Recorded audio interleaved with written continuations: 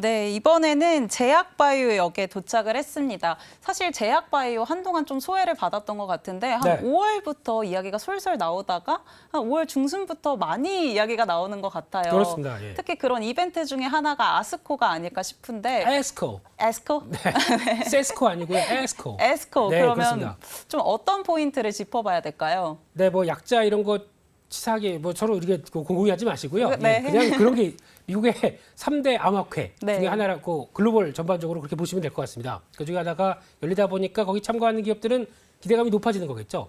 이게 벌써 한 6, 7년 전부터 어떤 학회가 열리기 시작하게 되면 거기 참여하는 업체들 뭔가 성과나지 않을까라는 기대감 때문에 좀 움직였던 것들. 네. 근데 그거는 과거 얘기고요. 지금부터는 진짜 성과를 어떻게 보여주느냐에 따라서 바뀌겠죠. 그래서 단순하게 참여하는 기업이 있다 그래서 주가가 올랐던 건 예전 일이고 지금은 가서 무슨 얘기를 하느냐 이게 제일 중요하겠죠. 참여 업체만 보게 되면 상당히 많습니다. 뭐 레고캠바이어부터 에이비온, GC셀, NK맥스, ST큐브, 유틸렉스, 루닛. 네, 상당히 네, 많습니다. 제가 좀 쇼미더머니에 있습니다. 네.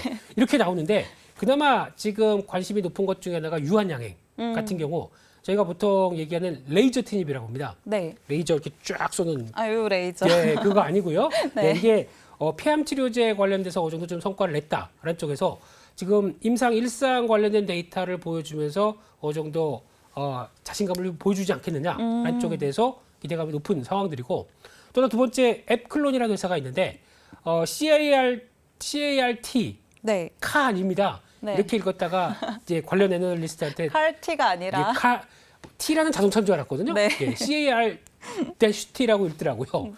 왜 그런지 모르겠지만 이제 그렇게 한다. 이게 네. 세포치료제 관련된 쪽인데 이쪽에 대해서도 지금까지는 저용량으로 끌어왔던 부분들을 데이터가 나쁘지 않았다라고 보는데 이번에는 고용량으로 투여했었을 때 나왔던 데이터를 보여준다고 합니다. 그때 시장의 기대감이 높아지면 이것도 또 하나의 모멘텀이 될 수 있겠죠. 네. 그런 식으로 세부적인 내용들을 보시는 게 더 맞지 않나 생각됩니다. 네. 그러니까 그전에는 사실 참여하는 것만으로도 좀 기대감이 반영이 됐는데 그렇죠. 이제는 진짜 결과를 좀 내줘야 될 것 같은데 네. 그러면은 또 에스코 이어서 굿.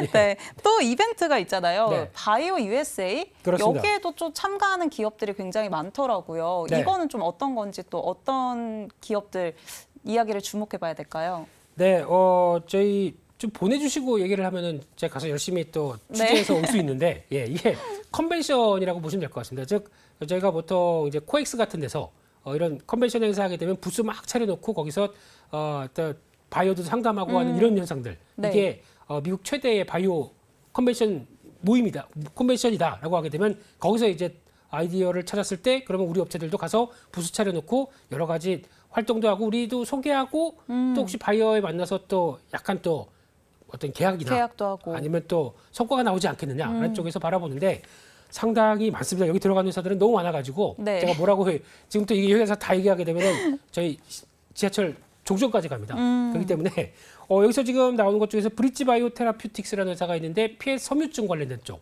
네. 이제 얘기를 할 거로 보여주고 있고요. 물론 삼성 바이오부터 다 갑니다. 다 네. 가는데 그중 뭐 샤페론이라는 회사 같은 경우는 바이오 마커라고 합니다.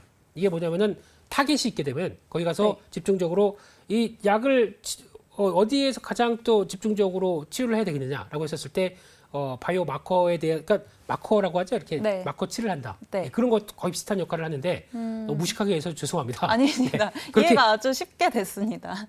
그거 알려고 참 힘들었었어요. 근데 그렇게 하는 과정들이 이어지다 보니까 나오는 거고 거기에 그 기반으로 해서 아토피 피부염 치료제 이쪽을 또 한다고 하는 회사가 샤페론이고 또 지노맨 컴퍼니 같은 경우는 저희가 보통 알고 있는 마이크로 바이옴이라고 해서 네.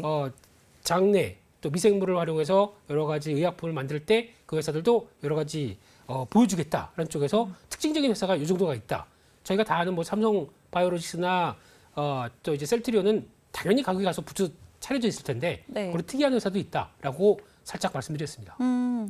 그 사실 뭐 방금도 셀트리온이나 뭐 삼성 바이오로직스 이야기를 해주셨는데 네. 뭐 바이오 시밀러라든가 또 네. 이런 여러 가지 하반기 이벤트라든가 뭐 연구 결과가 어떻게 나오는지 이런 여러 가지 좀 이슈들이 있어서 사실 제약바이오는 2021년 이후로 계속해서 조정을 받았던 것 같아요. 그렇습니다. 그래서 이런 모멘텀을 좀 힘을 입어서 네. 좀 하반기에 기대를 해볼 수 있을지 궁금하거든요. 기대는 계속 있었습니다. 주가만 안 갔을 뿐이죠. 근데 그때 왜 그런 현상이 나왔는지를 한번 보시게 되면은 그때 이제 코로나 발병하고 한 약간 2년 동안 저희가 뭘 제대로 활동을 못했습니다. 네. 그럼 제약사들도 보통 이제 임상 실험을 하거나 새로운 신약을 개발하는 과정 쪽에서 거의 다 중단이 됐던 거죠. 그 2년 사이에. 그래서 이동도 못하고 뭐 다 재택근무만 하는데 무슨 임상 실험을 제대로 하겠습니까? 그러니까 거의 그때 모멘텀이 싹 사라졌죠. 이제 리오프닝이 되다 보니까 이때부터 중단했던 거 다시 끌어내겠다라고 하는 입장이다 보니까 그때 나오는 부분들이 첫 번째. 두 번째는 그 사이에 저희가 보통 얘기하는 제약사 같은 경우는 꾸준하게 역할을 해오고 있었는데 너무 소외가 돼버렸습니다. 네. 시장에서 뭐 그 사이에 움직였던 대표적인 종목들 뭐 반도체 있고 뭐 또 이제 2차 전지 있고 막 이런 종목들이 움직이는데 그 사이에 시장 대비해서 많이 소외됐기 때문에 상대적으로 싸졌습니다. 이게 두 번째 이유고 마지막으로 세 번째는 바이오주가 움직일 수 있는 환경 쪽에서는 바이오하게 되면 신약 개발을 하는데 돈이 그냥 이거 정도면 될까? 보다 더 많이 들어갑니다. 네. 그러면 자금 조달을 잘해야 되겠죠. 자금 조달을 잘하기 위해서는 금리가 좀 낮아야 됩니다. 지금같이 금리가 계속 올라온 시점에서는 바이오주들이 자금 조달하기 그렇게 좋은 환경이 아니거든요. 네. 근데 이럴 때 오히려 이제 금리가 다 멈췄다 이제 인하한다 그러면은 바이오 쪽에서 좀 자금 돌기가 좀 좋겠다라고 하면서 움직일 수 있는 거겠죠. 이런 세 가지 이유를 봤었을 때 금리는 어떻게 다 온 겁니까? 제가 아나요?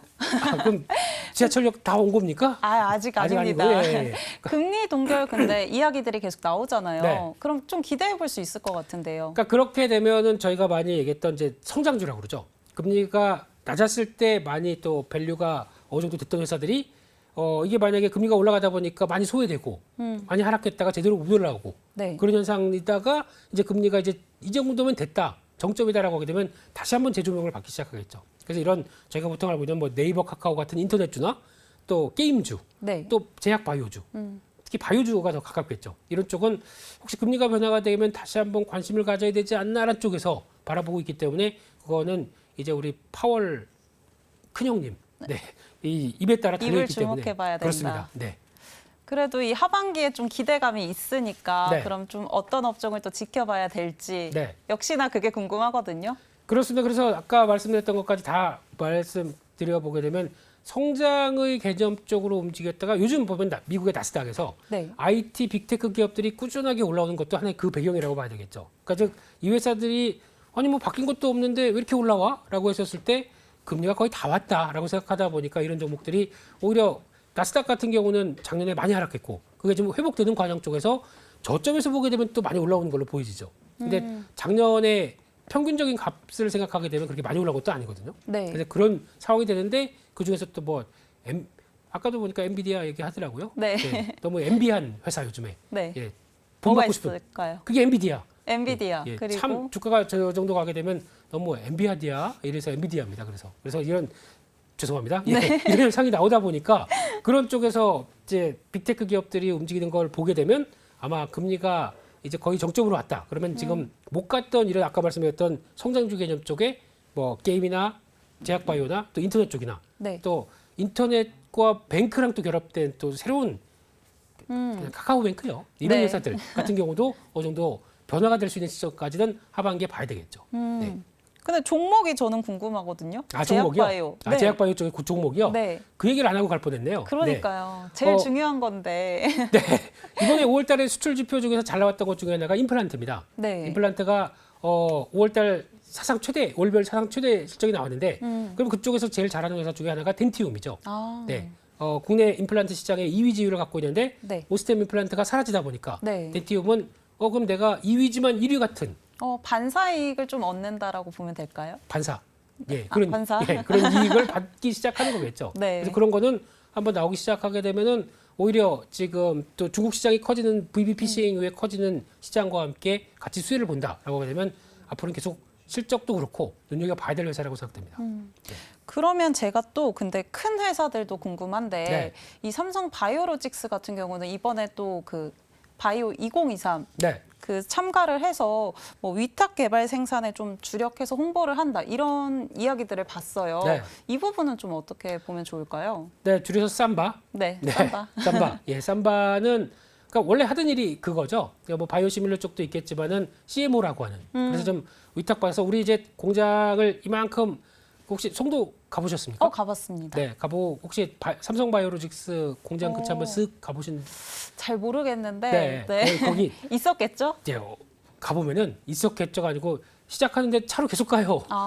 이게 한 바퀴 돌려면은 무지 커지는 게 다 공장으로 쌓여 있는 이런 상황들이죠. 그러니까 그런 걸 계속 늘려가면서 게다가 늘려간다는 얘기는 뭘까요? 그만큼 우리 앞으로 수주를 받을 거 많기 때문에 이만큼 늘려간다라는 쪽에 대한 자신감이 충분히 있는 상황들이죠. 네. 그러면은 이거 공장을 지어놨으면은 영업해야 되겠죠.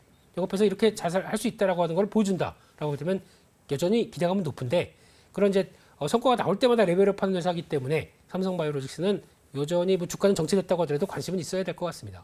계속해서 좀 관심 갖고 지켜볼 필요는 있다라고 정리해 보면 되겠네요. 맞습니다. 네. 네. 오늘도 명쾌하게 얘기해 주셔가지고 네. 제 컨셉이 영앤리치거든요. 아, 그러신가요? 네. 리치앤 영이 아니시고요? 영앤리치를 꿈꾸고 있습니다. 아, 예. 가능하실 그래서 겁니다. 지켜보겠습니다. 네. 이 종목도. 네. 오늘은 이제 퇴근하셔도 될 것 같은데요. 네, 알겠습니다. 네, 그러면 보내드리겠습니다. 즐거운 주말 되십시오. 감사합니다. 네. 주말 잘 보내세요. 이로운 경제 채널 EBC